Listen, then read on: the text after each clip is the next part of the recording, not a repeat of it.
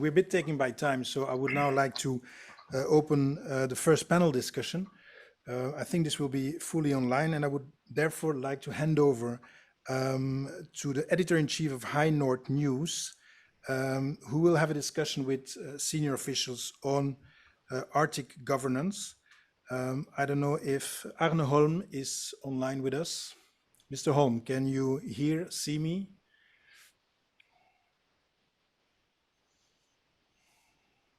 That is me. We're trying to get a hold of Mr. Holm. I think here we go.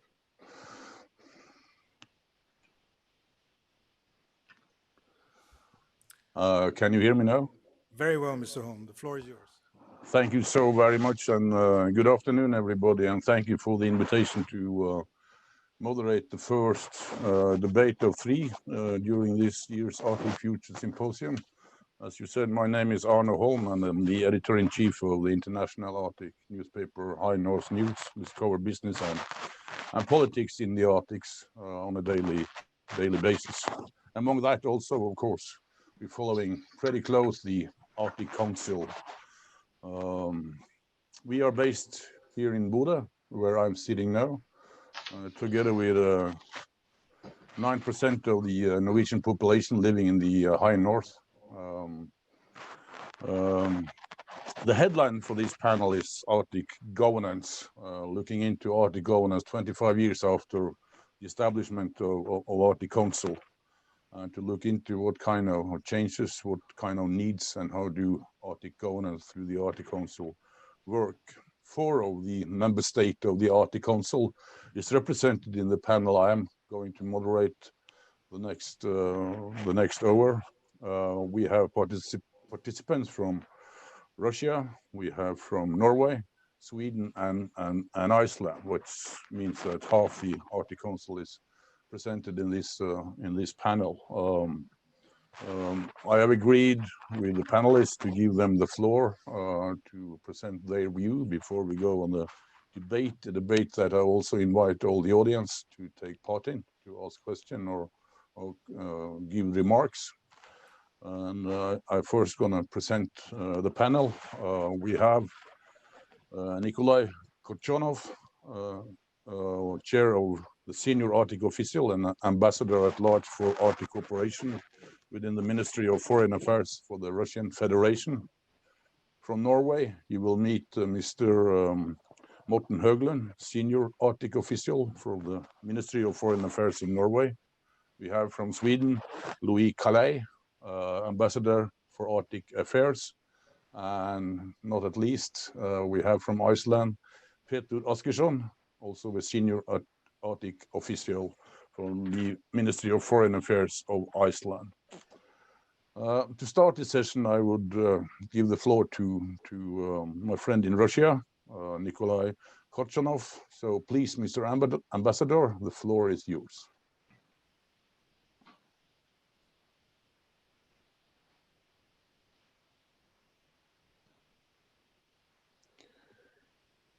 Do we have the ambassador from Russia with us, or?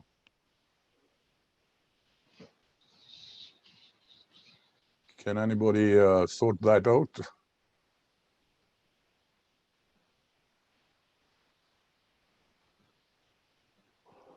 Do you hear me? No, I don't see you. Do you hear me? I hear you, Mr. Ambassador, but I can't see you.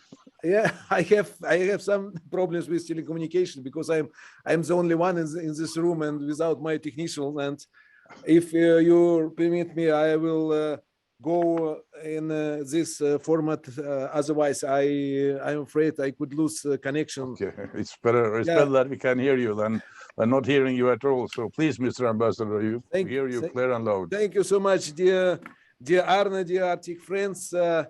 Great pleasure and honor to be with you today, and I especially glad to see to hear my colleagues from the senior Arctic officials. We parted only for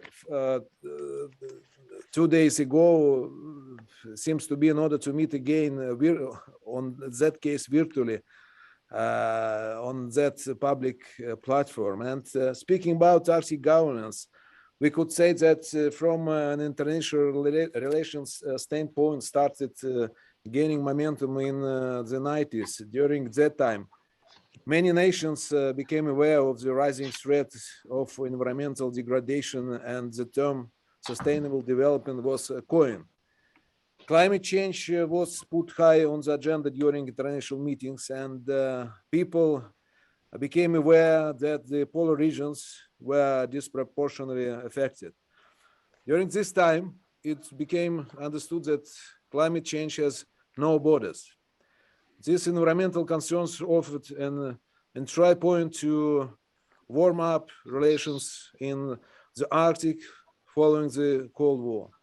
In 1991, the Arctic Environmental Protection Strategy was established, and it was the first major cooperation between Arctic states across the walls of the Cold War. However, the mandate focused only on environmental protection, and it became clear that sustainable development was another very important issue that needed equal attention as well. In September 1996, the governments of 8 Arctic states signed the Ottawa Declaration, establishing the Arctic Council as a high-level consensus-based forum to promote cooperation with special focuses on both environmental protection and sustainable development. The Arctic Council was born out of concern of the fragile state of the Arctic environment, but it gave rise to exceptional cooperation. One major innovation of the Arctic Council at that time was the role of permanent participants. The role was established so that Arctic indigenous peoples could sit at the same table as foreign ministers and have full consultation rights in connection with the Council's negotiations and decisions. The contributions from the 6 indigenous peoples organizations that have permanent participant status have been essential for providing the Council with a holistic understanding of Arctic issues and community impacts on the ground. The Council's consensus-based decision-making process was ensured that all voices and interests are respected, and that over the years, we progressed toward a secure, sustainable, and thriving Arctic, united in our actions and goals. Since its establishment, the Arctic Council has not only developed into an influential forum for intergovernmental cooperation, but also for knowledge, development, policy recommendations, and concrete actions. As climate change rapidly impacts the Arctic, warming the region 3 times faster than the rest of the world, the Council's work is increasingly important to develop a positive agenda and coordinate joint action to secure prosperous future for all inhabitants. The Arctic Council has 6 working groups that carry out the Council's projects and activities addressing a broad range of the Arctic most pressing issues. They regularly develop world-class environmental, ecological, and social assessments that supply us with the best scientific and evidence-based knowledge that informs our decision-making and shapes Arctic policy. Several of these reports, such as the 2004 Arctic Climate Impact Assessment, made a global impact. The Council work has contributed to international treaty and conventions, including the Stockholm Convention on Persistent Organic Pollutants, the Minamata Convention on Mercury, the International Maritime Organization's Polar Code, and others. Over the last 25 years, global interest in and pressure on the Arctic region has grown significantly. But Arctic cooperation has strengthened. This is evident in many ways, and among them, the 3 important legally binding agreements among the Arctic states negotiated under the auspices of the Council. It is the Agreement on Aeronautical and Maritime Search and Rescue 2011, the Agreement on Marine Oil Pollution Preparedness and Response 2013, and Agreement on Enhancing International Arctic Scientific Cooperation. This agreement demonstrates our sincere commitment to align on joint action and coordination, and on a sustainable base to improve cooperation on topics of critical importance for the Arctic. The Arctic is rapidly changing. It is important that we evolve with it. The Arctic Council is equipped to respond to emerging issues and already has expanded efforts to tackle topics like wildfires, COVID-19, and degradation of permafrost. This is important in Arctic governance, as we need to be able to respond quickly to changing and emerging issues and environment. Through the evaluation of Arctic governance, it is significant that cooperation among the 8 Arctic states and the indigenous permanent participants has been exceptional and has withstood tension outside the region.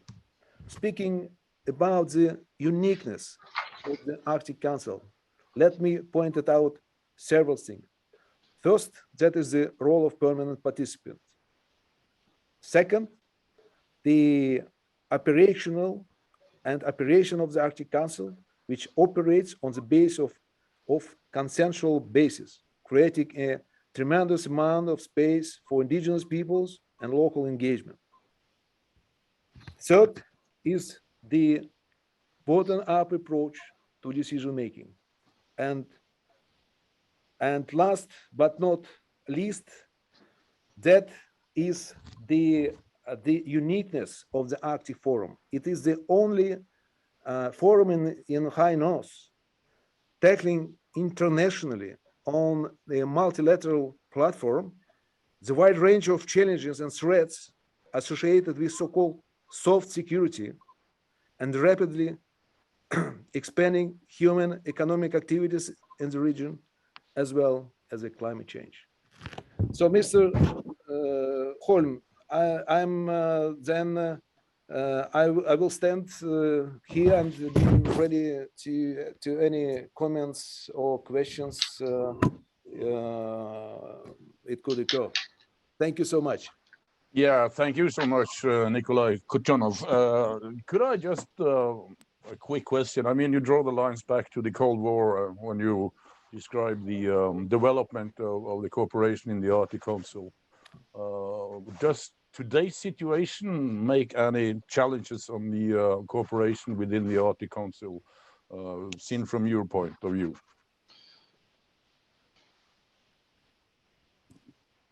So that what I missed maybe in my remarks is saying about us ensuring interest to keep Arctic as a zone of peace, constructive engagement, and low military tension. And for that, we are working in the Arctic Council, stemming from the point that the best solution to enhance the regional security is the partnership and cooperation. That's what we are doing within the Arctic Council, building up a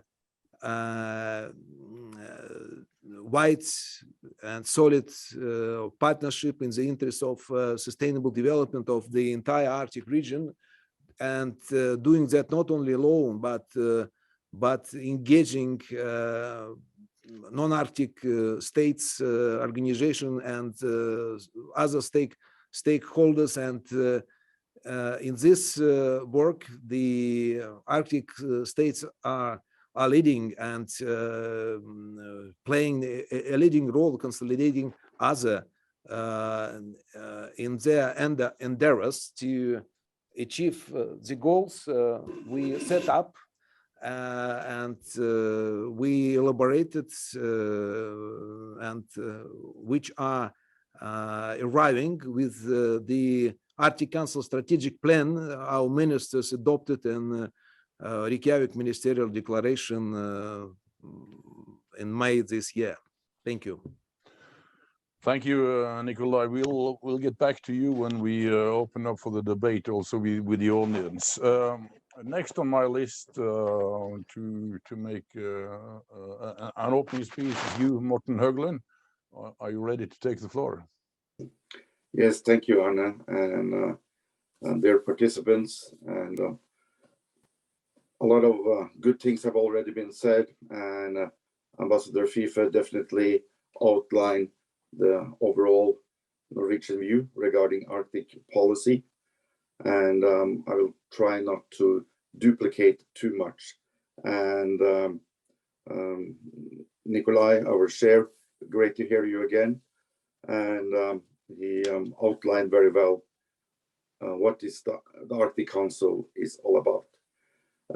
The title of this discussion, Revisiting Governance Issues in the Arctic, suggests that there is a need to revisit or reform or think again about how governance is playing out in the Arctic. And let me be clear, there is no such need. The Arctic is well governed, and you might not like everything that is happening in the Arctic, and that is a fair argument. However, it is not an argument for a form of the structure or the governance institutions. Yes, we face challenges in the Arctic, some old and some new. They must be addressed, and they will be within existing mechanisms. The coastal states bordering the Arctic oceans are in agreement that the law of the sea provides the legal framework for all activities in the Arctic Ocean. In Norway's view, existing international law provides predictable framework for addressing present and foreseeable challenges. There are few unresolved issues of jurisdiction in the Arctic. The Maritime Delimitation Treaty signed by Norway and Russia in 2010 is an example of the practical applications of the principles contained in the existing legal framework. The establishment of the outer limits of the continental shelf beyond 200 nautical miles is dealt with by the Commission on the Limits of the Continental Shelf, which is based in New York. The Arctic is a region characterized by cooperation and stability, which is another important fact. Various arenas for political cooperation address issues relating to the Arctic. The Arctic Council is the only circumpolar forum for political cooperation at government level, and it plays a crucial role. The indigenous peoples of the Arctic have been given their rightful place as permanent participants. And it is worth noting that in the middle of a pandemic, all 8 Arctic Council foreign ministers made a journey to Reykjavik earlier this year for the Arctic Council ministerial meeting. The Arctic Council has evolved during the 25 years it has existed, and there is a strong commitment from all 8 Arctic states, as well as the indigenous groups. New areas of cooperation have been added if needed. New working and expert groups have been established. Permanent secretariat has been established in Tromsø. The list of observers has grown, and they contribute greatly to the work of the Arctic Council, especially in the working groups. And there's a strong parliamentary cooperation, and now also a mayor's forum, and I could go on. The Council is well placed to tackle current and upcoming challenges. One can argue definitely that work is sometimes slow, but this is not unique to the Arctic Council. And one reason is the principle of consensus, but I still believe that the Council is relevant and that we should protect the way we make decisions. We are building trust, and we are establishing crucial networks for joint action. I just also want to underline that there are other structures, several. For Norway and our part of the Arctic, the Barents Cooperation is another example of successful regional cooperation in the north. What makes the Barents Cooperation innovative is the combination of cooperation at intergovernmental level under the Barents Euro-Arctic Council and cooperation at interregional level under the Barents Regional Council. The interregional cooperation involves all the counties in northern Norway, Sweden and Finland, and northwestern Russia. And so the Barents Cooperation has played an important role in building trust and mutual understanding in the north. I think I will stop there and look forward to the discussion. Thank you. Thank you so much, Morten. Just a quick question to you. I mean, Norway is taking over the leadership of the Arctic Council after Russia's leadership today. How far have you got in your preparation? How are you working to prepare yourself for the takeover? Well, this is something I think about every day, Arne.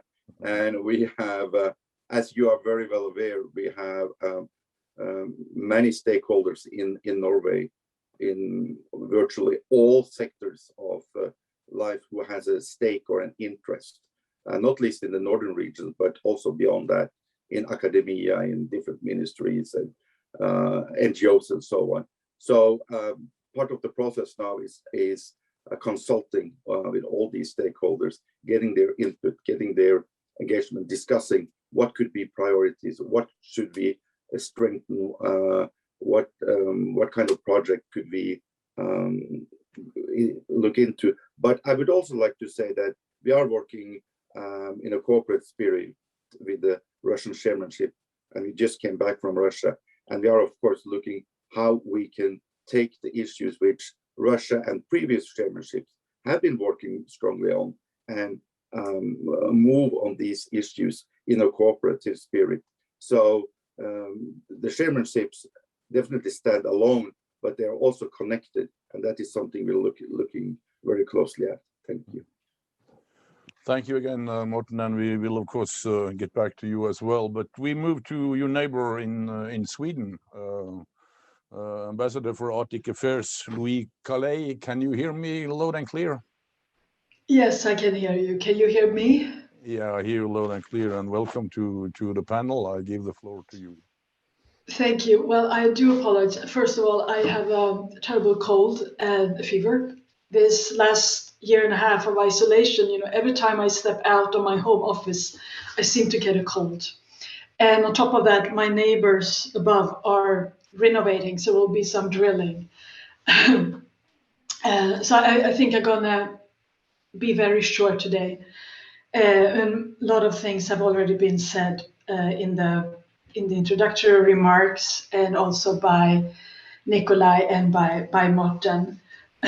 When it comes to governance in the Arctic, I think it's first of all, it's very important to know that we have a very well-functioning cooperation in the Arctic, and the basic message is we should do more of what we're already doing.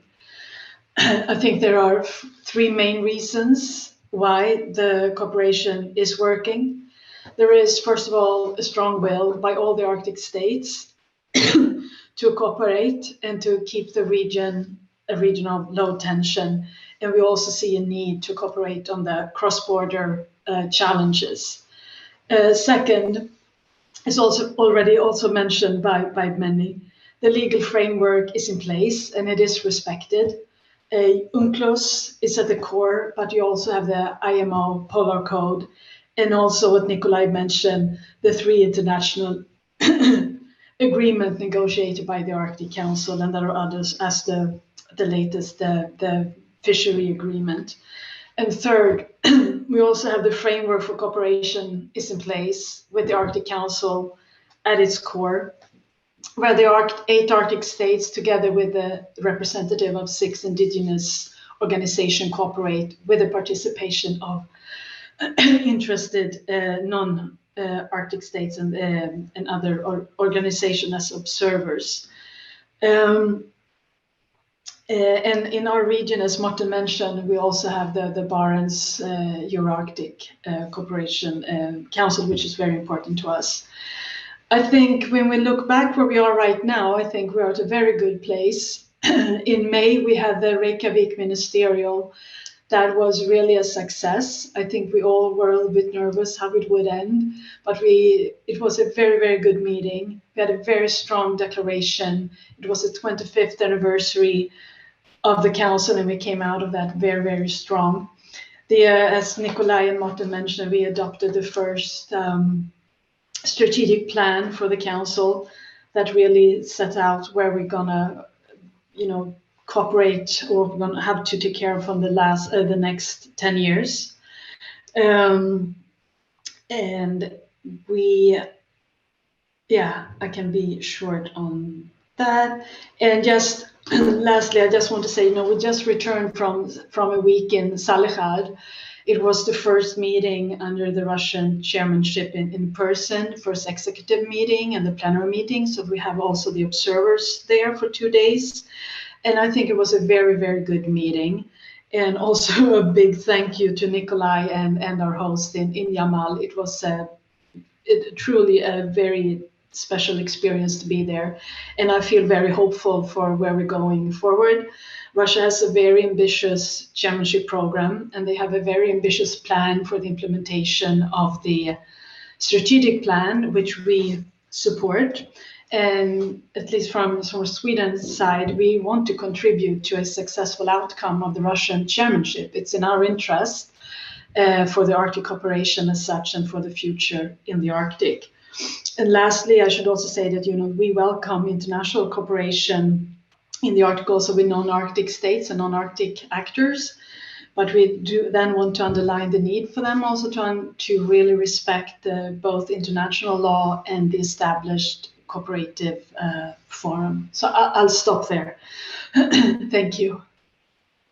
Thank you so much. Yeah, it's a lot of people get a bad cold these days. I experienced that myself, so I have a fully understanding on. But I appreciate you taking part in this session anyhow, Louise. So that is nice. And we move to Iceland, which many of you have referred to, and Iceland, as you said, had the former chairmanship of the Arctic Council, and it's a pleasure to go back to you, Pétur Ásgeirsson, and invite you to take the floor and give your analysis of the governance in the Arctic.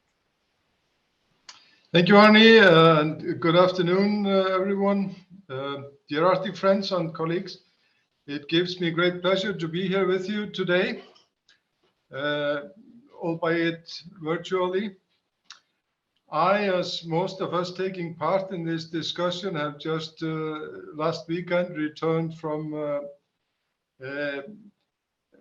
back to my home country after attending Russia's first senior Arctic officials plenary meeting held in Salekhard in the Yamal-Nenets region.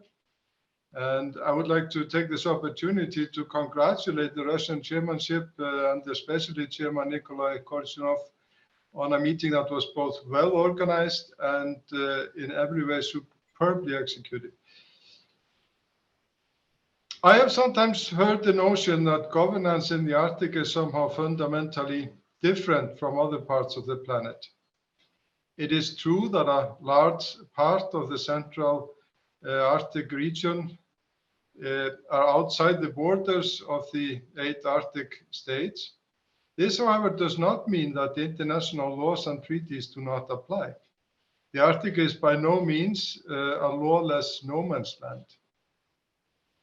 All landmass in the Arctic and the territorial waters of the 8 Arctic states is regulated by the national laws of those sovereign states and some of the self-governing territories that exist within their borders. Beyond that, there is an extensive network of international and regional agreements that provide further basis for governance in the Arctic. Here, I would like to highlight the UN Convention on the Law of the Sea, which provides the architecture underpinning all ocean governance in the Arctic. Another important example is the agreement to prevent unregulated high seas fisheries in the Central Arctic Ocean that was signed in Ilulissat in Greenland in 2018. Another important example is the agreement of the Polar Code of the IMO, the International Code for Ships Operating in Polar Waters. Dear friends, for the past 25 years, the Arctic Council has provided the primary platform for addressing international issues in the region. It has from the beginning proved to be the most important circumpolar forum for the Arctic nations, the permanent participants, as representatives of the Arctic indigenous peoples, and the growing number of observers. However, it is neither a governing nor a regulatory body, but it is still, in my view, an important organization in the governance of the Arctic. It is a matter of some pride for Iceland that at the end of our chairmanship of the Arctic Council, the Arctic states agreed on the adoption of a 10-year strategic plan for the Council. It was adopted at the ministerial meeting in Reykjavik last May. One of the reasons for the strategic plan's importance is that it provides the Council with a long-term guidance that goes beyond the usual 2-year chairmanship cycle. This is the first strategic plan of the Arctic Council, and it has the potential to focus and improve the execution of the Council's long-term goals. The plan sets forth 49 numbered goals in 7 categories: Arctic climate, healthy and resilient Arctic ecosystems, a healthy Arctic marine environment, sustainable social development, knowledge and communications, and a stronger Arctic Council. On the eve of the Arctic Council Ministerial in Reykjavik in May this year, the Parliament of Iceland approved an updated policy on matters concerning the Arctic. The policy is divided into 19 clear points of emphasis, and the Minister for Foreign Affairs of Iceland is tasked with implementing the policy and informing the Alþingi, the Parliament of Iceland, of its implementation in 5 years. Dear friends, international cooperation is vital to ensure sustainable development for the benefit of the Arctic inhabitants. It is important to us all that the Arctic remains a region of peace, stability, and constructive international cooperation. I thank you for your attention, and I'll leave it to that. Thanks. Thank you so much, Mr. Pétur Ásgeirsson. When we will go further on with a debate, and I will open the floor in just a minute. I just want to point out, as Morten also said, that the question, I mean, the headline for this debate seems to tell that there is some need for changing things in the governance of the Arctic. But you, Morten Høglund, said that there is no need for it. On the other hand, we heard from our friends in the United States that it's both the heart to talking about Arctic is getting busier than any time, and we heard Mike Safraga talking about what he called a new Arctic.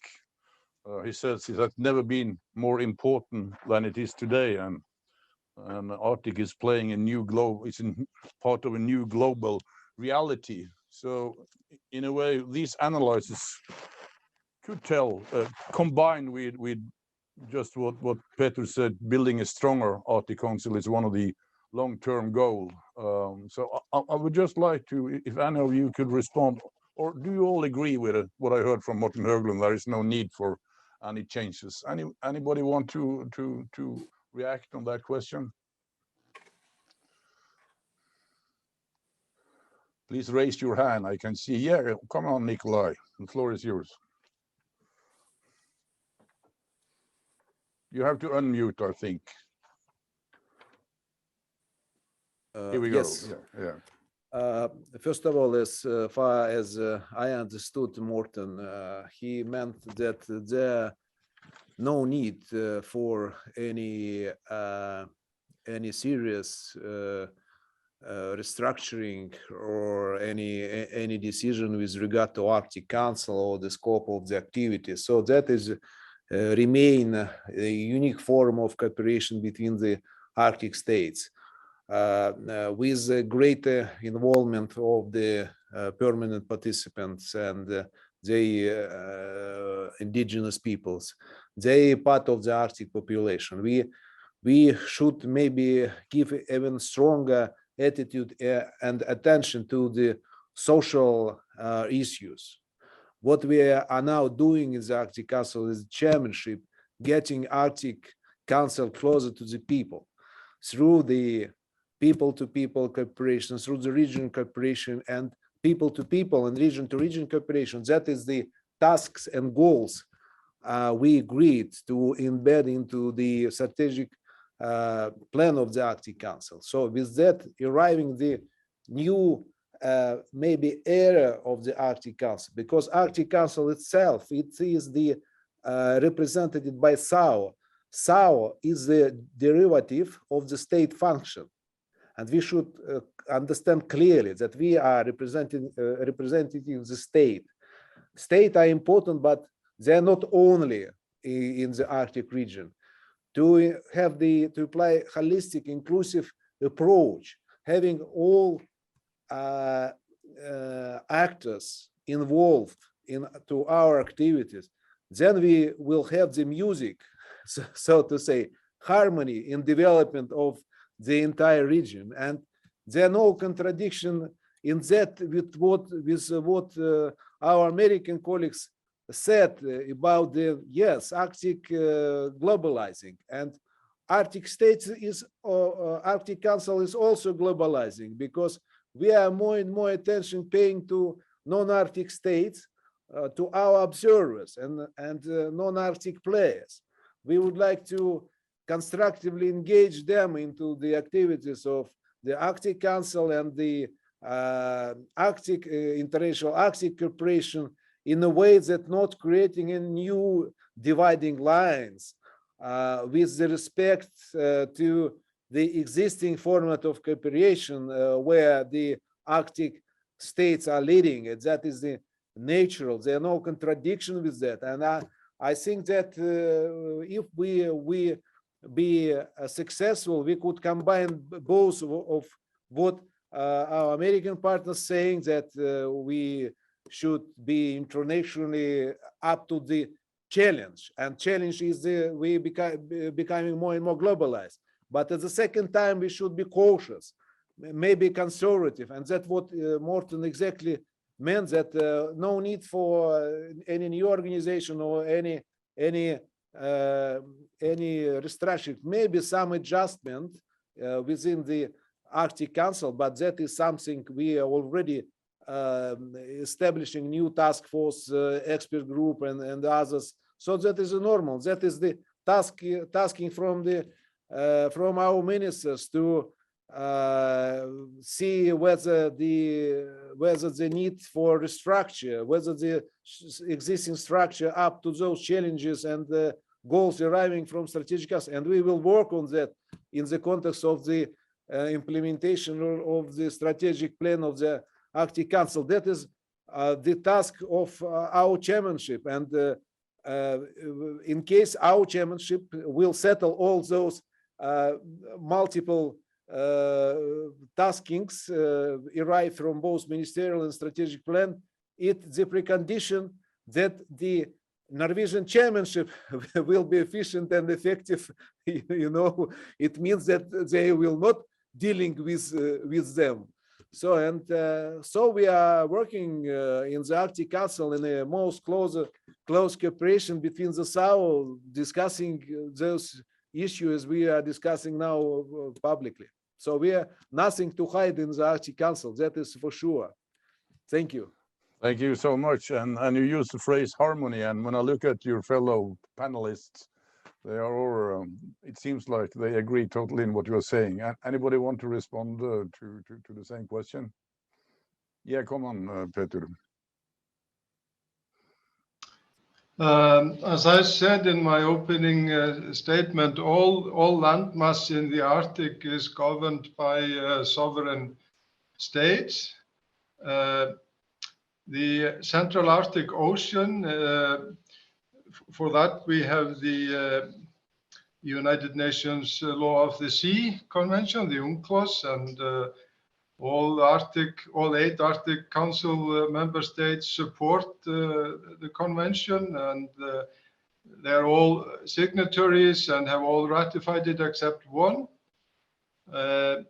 So I believe Morten is mostly correct, but what I would like to mention here is that we have some work to do on agreements on shared fish stocks, perhaps not exactly in what we would normally call the Arctic, but near Arctic ocean areas.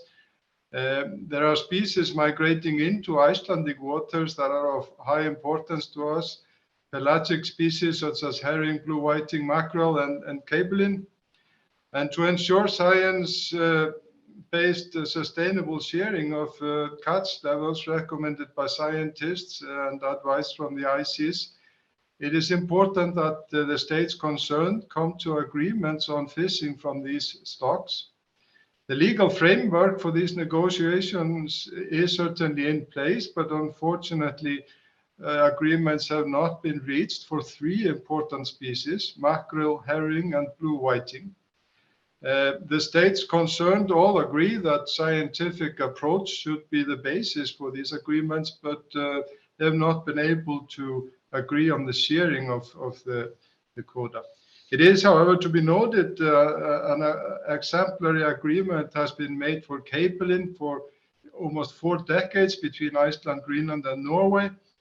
And this has secured the sustainable harvest of the stock. But my point here is that we need to do better with negotiating for fish stocks in near Arctic areas. Thank you. Do I understand, Pétur, that you think these issues should be solved within the framework of the Arctic Council? No, I'm not suggesting that. I'm just mentioning this as a point when it comes to governance of the Arctic areas. Thank you so much. I will open up the floor, and I have to multitask here, so I have to listen to you. So I have to read the questions. We have got at least one question that concerns or are about the ocean. So I just will read it from Jan Dusik. Would the panelists argue that all that is needed is already in place also for the governance framework for the Central Arctic Ocean, in particular in areas beyond national jurisdiction, for the marine environmental management facing rapid change? So that is a question for you, not for me. If it was something that, would you agree on the premise of this question, or do you have an answer to this? Yeah, Nikolay. Thank you so much. First of all, I would like to welcome Jan Dusik, and I highly appreciate. I know him personally, so he is a very good friend of the Arctic and of the Arctic Council, and worked so many times for UNEP, and now I welcome him as a WWF Fund director of Arctic director, and we are already within the PAIM group have the view on the central Arctic region, and that is the first. The second is that we have the international agreement on prohibiting unregulated fishery in the central part of the Arctic. That was the first very serious step of the Arctic states leading, and others followed us as the European Union and non-Arctic states in applying ecosystem approach to the management of natural resources in this part. It is very important, and we in our ministerial declaration, we have the language on encouraging the soonest ratification of this agreement. Now this is ratified by the one country which wasn't ratified that by that time, and that is also now into force. And now it is important to provide the implementation of this agreement, which will be the very good base for further endeavors and for further cooperation of the Arctic and non-Arctic states on providing the good governance in the central part of the Arctic Ocean. So we should apply a step-by-step approach, and as we discussed at our last senior Arctic official plenary session in Salihard, then we would like to have more information on the implementation of this very important agreement on fish stocks, not only for Greenland, Norway, or Iceland, but what Pétur mentioned, but for other countries as well. We would like to have more picture what is happening there, and we will maybe ask the country which is the depositary holder of this agreement to provide us with the necessary information. We will discuss at the next Senior Arctic Official Forum. That is in the focus of our endeavors. And the second point I'd like to draw is that Arctic Council is rather constrained and limited in its resources organization. We could act as a kind of catalysator of agreements or processes. We initiated Arctic Economic Council. Those agreements we negotiated under auspices of the Arctic Council. They were initiated by the Arctic Council. Now we see emerging and establishing new structures dealing with other risk challenges and topical challenges in issues of necessary to be tackled as a Arctic Coast Guard Forum and others. But Arctic Council is limited, and I would like to come back to what Morten mentioned. We are not talking about how to expand Arctic Council. We have 12 or 14 secretariat staff in Tromsø. They're ready. They are maybe small number, but very efficient and effective team. And we are not discussing to expand or something else. We will continue, but maybe there be some changes if we will see that we are not that what we have both structurally is not enough in effective, efficient way to implement the strategic plan of the Arctic Council. I think you also, Morten, would like to make a comment on this. Yes, thank you. And I must say I'm in full agreement with what Nikolay overshare said now and before, and we are in agreement on the overall objectives here. And what we are saying is that, of course, there is sometimes a need to look at activities of the Arctic Council and how we organize our work and that kind of structure, and that we will continue to do, and we are doing under the leadership of the Russian share. And new issues will arise which need to be addressed, which was mentioned in the question. I also want to make a comment to what Pétur said, and which is a very important issue, of course. And responsible science-based management of fish stocks is a key Norwegian objective, and regional cooperation is essential. We have good example. I want to mention two: the joint Norwegian-Russian Fisheries Commission and the Northeast Atlantic Fisheries Commission. They are particularly important, and the cooperation is based on scientific input from the International Council for the Exploration of the Sea. So this is another example of existing mechanisms guiding how we organize our fisheries sector, some outside of the Arctic Council, but in cooperation with the good work done in the Arctic Council. PAIM has been mentioned, and there are other working groups also looking at other aspects. So that there are many activities, and there is definitely a need to, as Nikolay said, use this work as a difficult word, catalysator in Norwegian, to get a good message out and get the different stakeholders within all the countries affected to take a definite responsibility and actions on the scientific recommendation and what is needed on the environmental side, on all aspects of this. So a lot of work to be done. Thank you. Thank you. I hope that I can see the audience that are present in Brussels, so I hope that the organizer will tell me if there is anybody among the audience in Brussels that want to take the floor, and they will for sure get it.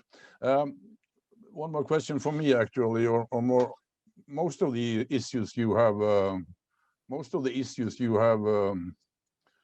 talked about, and you have mentioned it, has is challenges that is global in nature and not its outspring necessarily in the Arctic. I mean, it's especially when we talk to climate and pollution. That means involving at least the observer states in the work of the Arctic Council.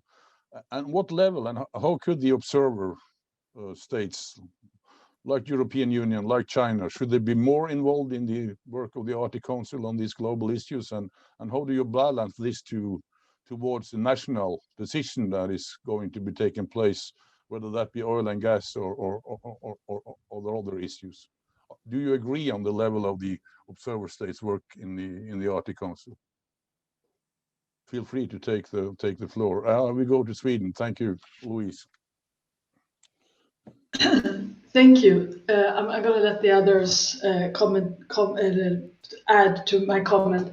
This is just a message to any observers listening. We want more observer engagement in the working groups. I believe it can be strengthened in many of the working groups, both with expertise and financing to the project that we're doing. And the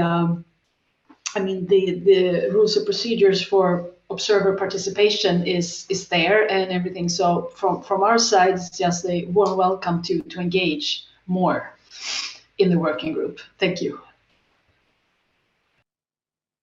Anybody else? Come on, Nikolay. Thank you so much. Arne, you asked about the level of participation, level of engagement. With that, may I precise what you mean? You mean that the observers states should be represented at ministerial meetings at ministerial level, or what? No, I'm not sure that I should suggest anything. I mean, that is just today European Union is an observer member. It's not a fully member, and for sure European Union want to be a fully member of the Arctic Council. That is one example. So no, it's just a reflection of the need for international cooperation, if there is any other way to organize the work in the Arctic Council than today again. Yeah, okay. Thank you for that. First of all, we welcome the constructive and balanced engagement of the non-Arctic states and organization in the activities of the Arctic Council. That is first. The second, Louise mentioned our working groups, but we should understand that working groups are very small machinery of the Arctic Council, and it is important one, and what is happening in the Arctic Council mostly within the working groups. But we should understand, but the activities of the observer states and organization in the entire Arctic Council, they should reflect and not create any dividing lines and in the International Arctic Corporation. What that is important. That is the both what you are doing in the Arctic in the working groups. We welcome that, and the all in all Arctic profile of non-Arctic states and organizations. That is also important. And what we now see is that rising profile of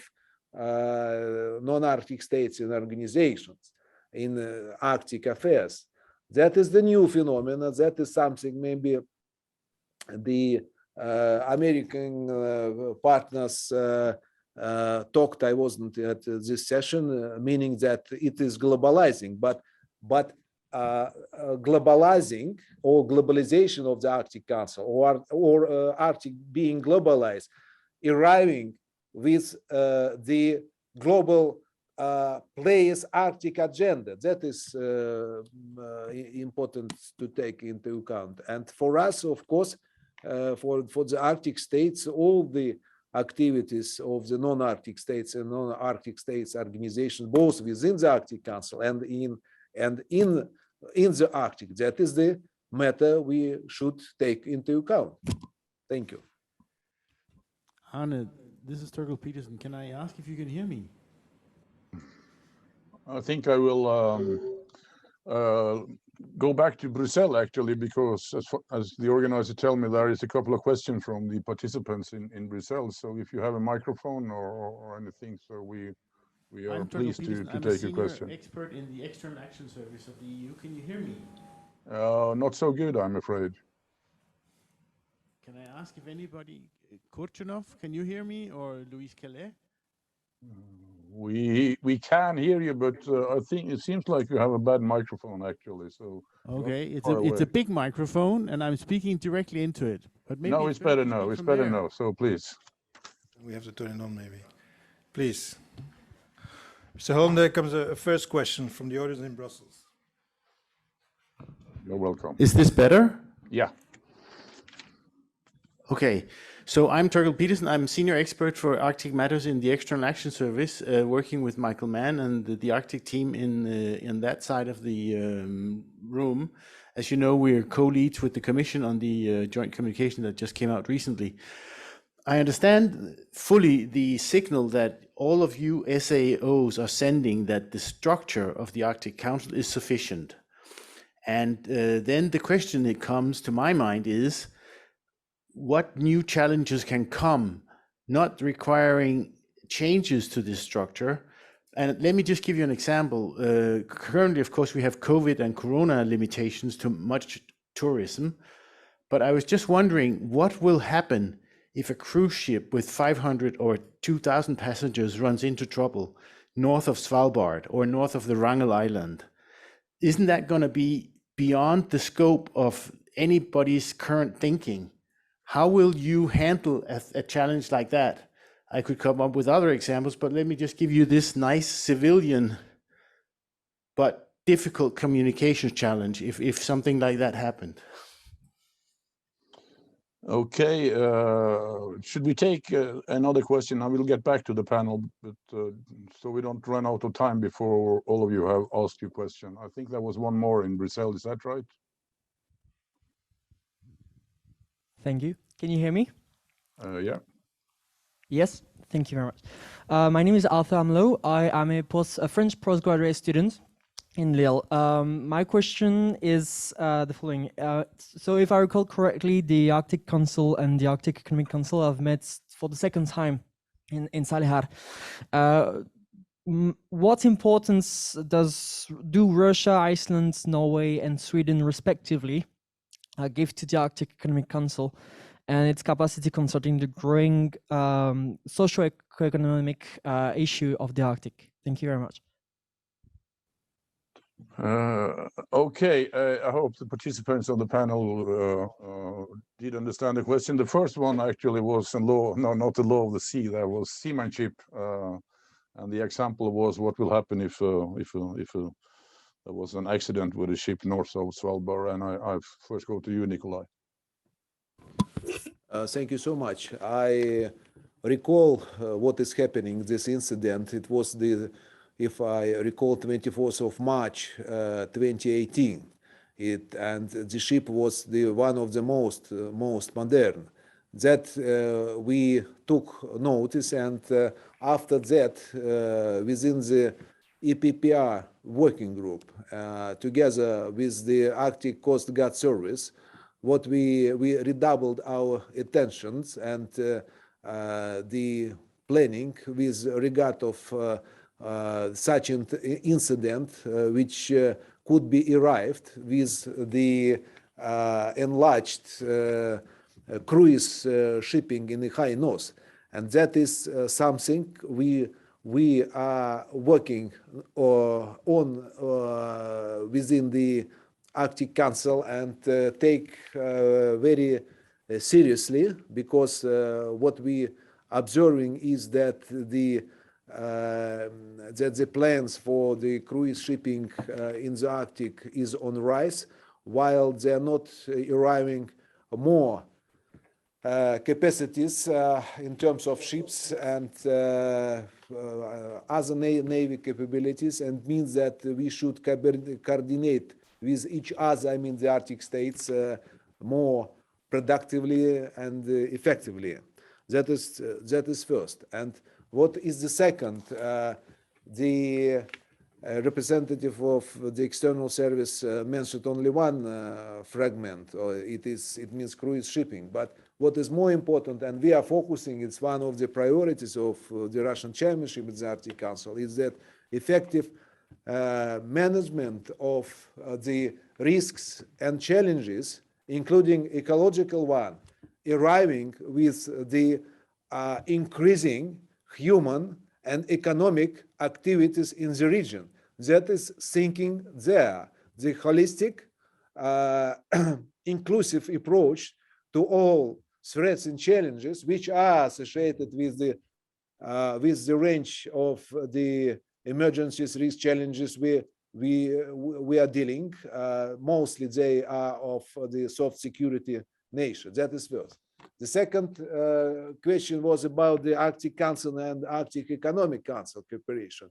All those representatives here at the table concerning the importance of the sustainable economic development.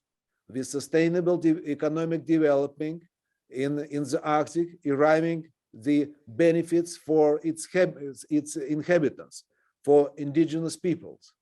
What we see is the growing necessity to speed up our attention to sustainable economic cooperation there. Arctic Council has no structure within the Arctic Council. We don't have any tool, working body dealing with the Arctic, with the economic issues. That's why for us the cooperation with the Arctic Economic Council of the greatest importance. And Okay, that is first. thank you, Nikolay. We just have a few minutes left. Okay. And I'll give the floor to you, Morten, for a short follow-up on the rescue situation. Yes. I think Norway and Russia have a lot of experience with search and rescue situation like that. Isn't that right? Yes, but I will just on that question support what Nikolay said. And of course, it's a question which you can go very deep into the issue. And the working group EPPR is looking very actively at this and also talking with the industry as such, which to my understanding is a good dialogue at the industry. They want to make this a safe industry, not least to attract customers. But on the second issue of, I also there agree, of course, with what Nikolay said, but just to underline what our ambassador said at the keynote speech, that one of our main priorities is to keep people living in our part of the Arctic, make sure that they have a livelihood, that businesses can thrive, economic activity can be sustainable and make a profit, hopefully. And for that purpose, we, as from government side, we need to work with the economic side. Arctic Economic Council is well placed, and we look forward to strengthen our cooperation with them and finding avenues also under our chairmanship to make sure that we connect with sustainable business activities in the region for the purpose of the good of the people in the Arctic. So this is a broader picture. It's about, of course, the business interest, but it's about our national interest in preserving our part of the Arctic. Thank you. I think if we, in respect for the audience, in respect for you panelists, I think the time is out. If the organizers agree with that, so I just want to thank you all panelists for joining this meeting, and it's been a pleasure to be a moderator, and hopefully we will all meet in Brussels at the next Arctic Future Symposium. Mr. Holm, if I may interrupt this, one more last question, if you would mind, from the audience here in Brussels. Is that okay? If you say we have 2 more minutes, and then we go to the coffee break. Yeah, if you say we have time for that, it's a pleasure too. Yeah, well, we'll take a shorter coffee break then, that's all right. Okay, please. Hello, can you hear me? My name is Nikolay. I'm from the Nordic Council. I just wanted to comment on the Norwegian SAO, who said that there is no governance vacuum in the Arctic and there's no need for further structures. I would agree with the first part of that sentence, that there is no governance vacuum, but I would disagree with the other half. I think there is need for more governance structures. I think we see a lot of areas where we have only partially covered what needs to be managed. Take, for example, IMO's Polar Code. As I understand it, it's Polar Code number 1. There will be a number 2 and probably also a number 3. The first one is addressing passengers and crew farers, whereas environment is not as much covered. I think there is need for a Polar Code 2 that covers the environment. When it comes to the Central Arctic fishing, you have now a moratorium in place. But of course, that moratorium is only in place until fishing can begin. So at some point, a fishing regulation or management scheme will have to be devised. You have UNEP working on a plastic agreement, a global plastic agreement. It's a big trouble in the ocean and of course also in the Arctic. And the list goes on, biodiversity beyond national jurisdiction. I think there's a lot of examples where you can see that the current management regimes are not totally covering all aspects. I do understand that it's not for the Arctic Council to address all of these issues. There are UN institutions covering this, but I think it would be very helpful if the Arctic Council was speaking with one voice in these venues, be it on climate change, biodiversity, international fishing. I think there is a scope for improvement when it comes to covering Arctic issues in these other fora. Thank you. Thank you, Nikolay Bock. I think that was a question directly to you, Morten, in the first place. Yes, thank you. I would like to have 15 minutes to talk about this, but let me take one of the examples, the work being done globally on trying to get a plastic agreement to ban, marine litter, or it's something Norway has a priority. We are working very hard to get such a global agreement. That we have not yet reached that goal is not necessarily a critique of the governance structure, or that that 8 Arctic states coming from different viewpoints on several issues, including like fishery, come to the table with a different policy is not necessarily a bad thing. And through dialogue, consensus, working groups, and experts, we try to achieve results. Yes, I do stand with my view that we have existing good structures. Then, of course, I do agree there's a lot of work to be done on many important issues, both within the Arctic Council, other regional mechanism, global mechanism. IMO was mentioned. For sure, I don't think we are much in disagreement on the issues which need to be addressed. So it's just when the question was asked, do we need to revisit the whole governance structure? My main answer to that was no. But yes, we do need to do more. Thank you. Yeah, Nikolay. Thank you so much. There were 2 organizations mentioned, IMO and UNEP. They are observers organization with the Arctic Council. So it means that they are involved in our activities, and we accommodate their views, and they is taken into account. If they have something to say, they are saying that, and we are very glad to have them. With regard to Polar Cat, with regard to Polar Code, we have the information forum for best practices now chaired by Russia, and that is the organization very keen to provide better ever implementation of the Polar Code. Within the expert group on shipping, within the PAIM, we are working on how to deliver more in terms of the shipping security there, and we will continue doing that without duplicate the activities of another forum. What is happening is IMO, not just invade into their scope of responsibility, but I think that the most flexible interaction between the Arctic Council and this organization, that is a precondition for the good governance and for the most effective handling of those issues which are on the agenda. Thank you so much. Again, thank you so much, and special thank you to you, Louise, who with fever still together with us, and thank you to everybody, and back to Brussels. Thank you very much, Arne. Thank you for moderating the panel, and thanks to the distinguished guests for the debate and answering the questions.